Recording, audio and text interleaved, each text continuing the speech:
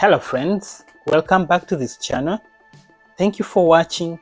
Thank you for sharing, subscribing and liking my videos, and those who have subscribed, a big thank you.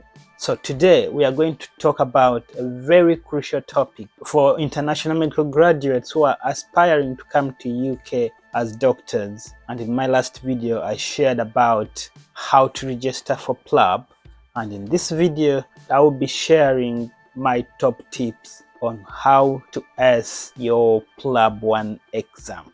So let's go. Point number 1, you need to understand the exam that you're going to do.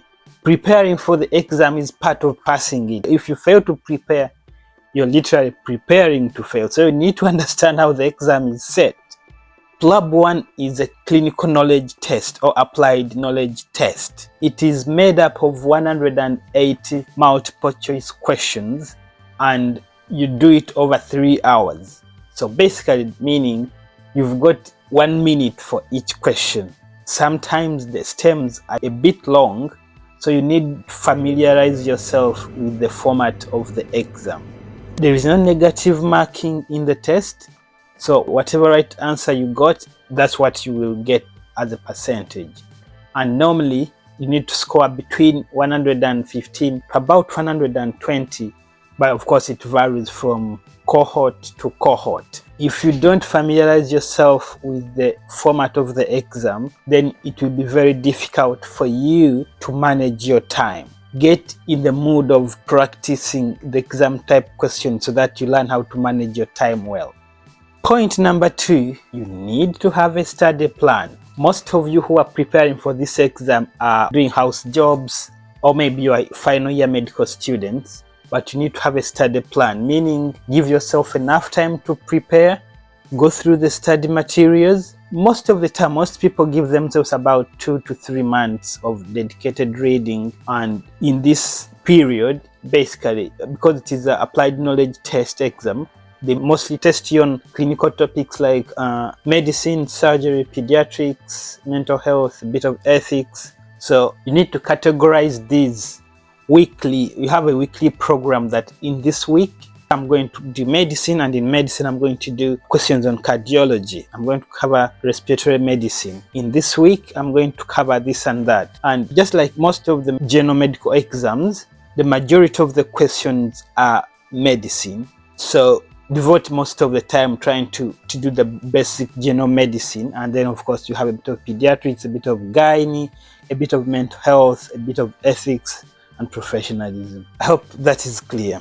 And if you've liked this material, remember to like and share or subscribe so you don't miss on my next video. Point number 3, know the resources that you're going to use. There is a lot of material out there. You've got paid for materials, and we've got free resources, by the way. In my next video, I will give you a brief about some of the materials most people have found very helpful, and we'll deal more in terms of what you can use or where you can find them, the free materials and sometimes the paid for materials. But there are books like Oxford Handbook of Clinical Medicine, there is Plab 1 Med Simple, there are online courses, the social media. All these are places where you can get reading material, but you need to know what you're looking for. But as a caution, Plab 1 is testing for your applied knowledge.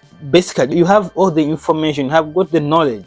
So don't spend a lot of time going through books, say Oxford Handbook of Medicine or Harrison's Essentials of Internal Medicine. You are wasting a lot of time. You don't need all this. You've got the basic knowledge that you need. All you need is to understand how to pass the MCQs. So that brings me to my next point, which is point number 4. Practicing, practicing, practicing. Be well resourced in terms of question banks. I'll frankly say that. At least if you can go through 3,000 questions before you take your test and go through them at least twice before your test, then you would be certainly sure that you will have grasped what the exam is testing or what is the exam is looking for. And when you go through these questions, don't just go through them to see how many you've gotten right. Even the ones you've gotten right, go through the explanations. This is to help you build your medical knowledge or your clinical knowledge that you actually find useful when you eventually start working in the UK. So don't just do the question just for the purpose of passing the exam, but also use them to build on your clinical knowledge and understanding. Point number 5, you may need a study group. I'm saying you may need because most people like me, or some people like me, are solo readers. You kind of motivate yourself in a way. You don't find it hard to do it. But others, you might find that reading in a group works for you. So I would advise you to get into a study group. This in a way helps. It's like that if you're demotivated, you've got someone to push you, to give you a little bit of a push. So the saying goes that if you want to go quick or fast, go alone. But if you want to go far, go with others. Basically meaning there is a bit of safety in numbers. I hope that is clear. And the 6th point is take care of yourself. That is called internal housekeeping. You need to take care of your body, take care of your mind. What are you going to do that? Basically means take off time to enjoy life. Life does not stop or end with Plab. You are a whole person. Take care of yourself. Eat well, exercise, pray, meditate. Basically take care of your body. I don't know which other way you want me to explain that point, but it's basically internal housekeeping. Don't lose yourself in reading alone. Live as well. Thank you.